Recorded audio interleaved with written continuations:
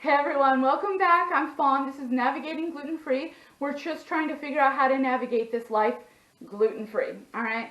I don't think many of us watching this are choosing to be gluten free or baking for someone who's making this choice because it seems fun. This is not fun. This is not fun at all. You know how cheap this stuff was? I don't voluntarily pay like 5 times the price.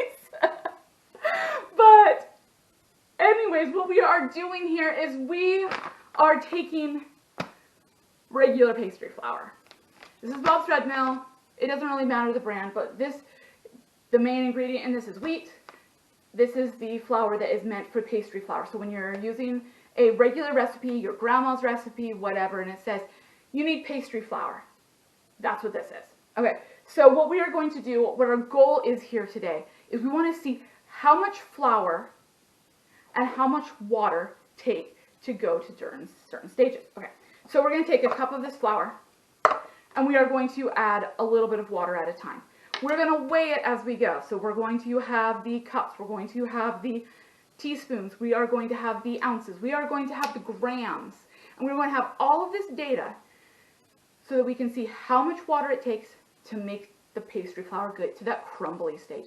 How much water does the pastry flour need to get to a dough? How much water does it need to get to a thick batter and a thin batter?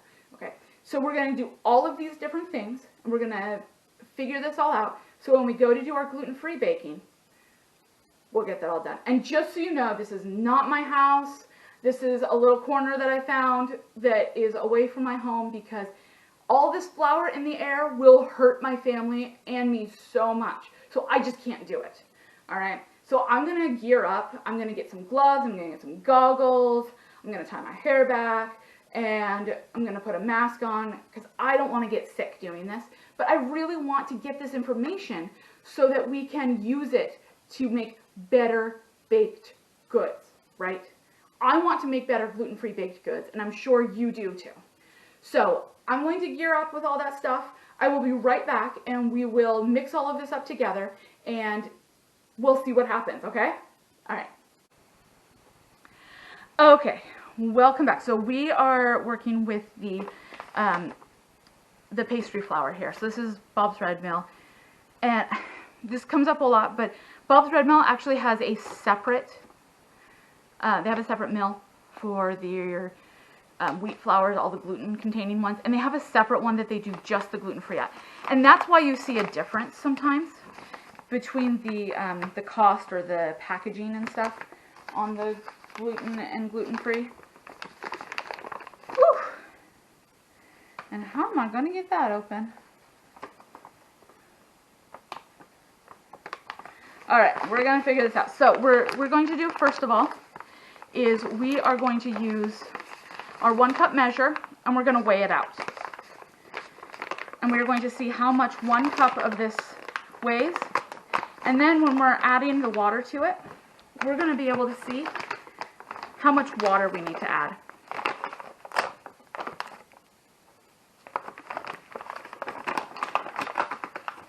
All right.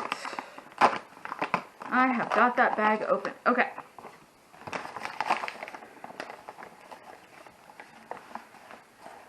Just kind of leveling off the top there. Let's go ahead and tear that. Okay. Get this pastry flour out of the way. And we are at 6.4 ounces.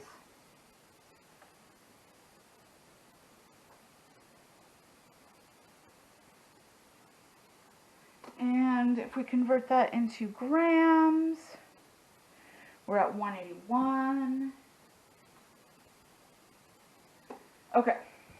So we're going to add this bowl, and just so you know, I do have the measurements for the cups, and for this cup, and for the bowl and everything. So I can take that out of the measurements at the end there. Okay. As you can see, I've been doing a few of these trials. So what I want to do here is I'm going to add some until it just like starts to come together.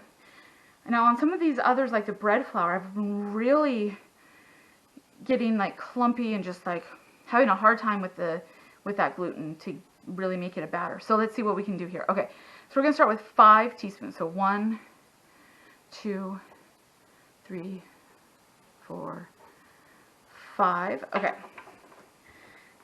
And we're just wanting that crumbly crumbles. All right, just getting it like if we were putting some butter into the pastry flour here, right? At what point do we get this like crumble? I mean, we're just about at it with that 5 teaspoons here. Let's see. Oh, yeah, that may even have been too much. Yeah, for sure. Look, so we just grab up a handful of it, and then you touch it, and it just falls all apart. That's exactly what I'm looking for there. Okay, so that was 5 teaspoons. Let's go ahead and take this off, and we'll weigh that as well. So to get to those crumbles, with 5 teaspoons, and it brings it up to 186 grams. And 6.55 ounces. Okay. Now what we're going to do is we're going to try to bring it together and make it a dough. So this is pastry flour. So, you know, think like if we're doing like a pie crust or something, and we're going to roll it out. We're going to bring it together for that. Okay. So let's start with 5 here. 3, 4, 5. Okay. And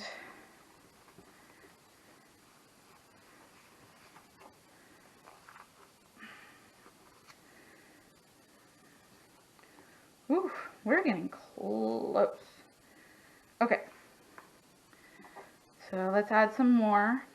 So we're at 5, 6, 7, 8, 9, 10. Okay, so let's look at that 10 teaspoons added to that point where I did the crumble stage. Oh, we are there, guys. Look at this.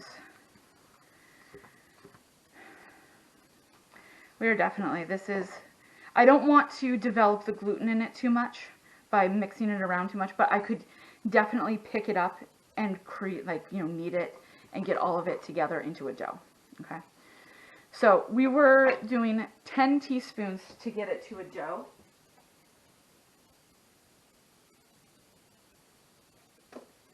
And that makes it 8.2 ounces. And let's get our grams in here for the rest of the world. 233. All right.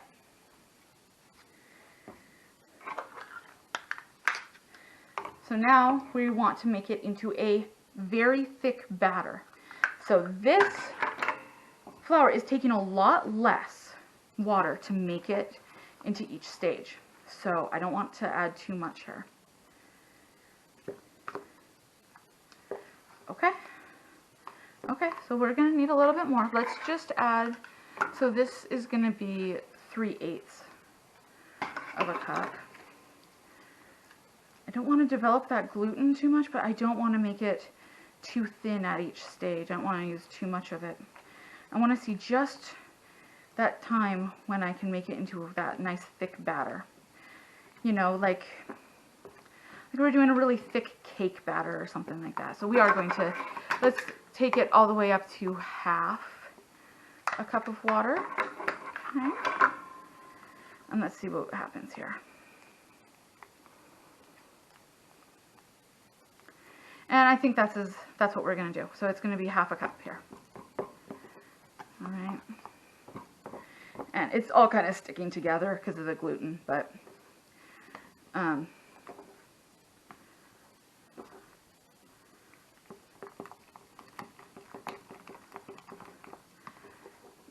that's our thick batter that we're looking for. Okay. So we did half a cup, and let's go ahead and do this.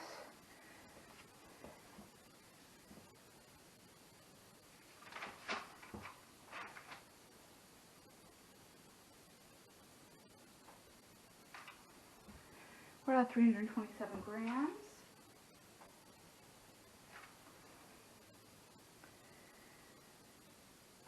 And 11.5 ounces.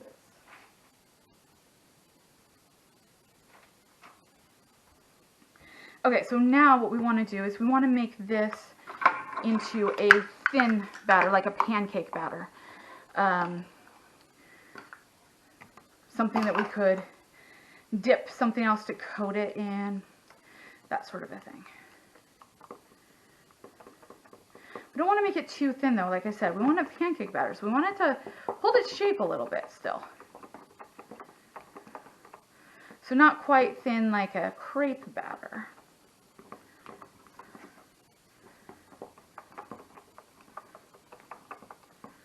Alright, I think that's going to do it. That looks like a pancake batter to me. I know it's got some lumps in there still, but I'm not that interested in breaking them all up, and I don't think that it's going to make it too much thicker. Alright,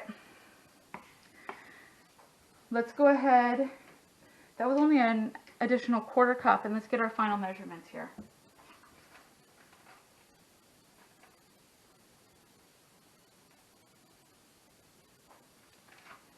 We have 13.1 ounces.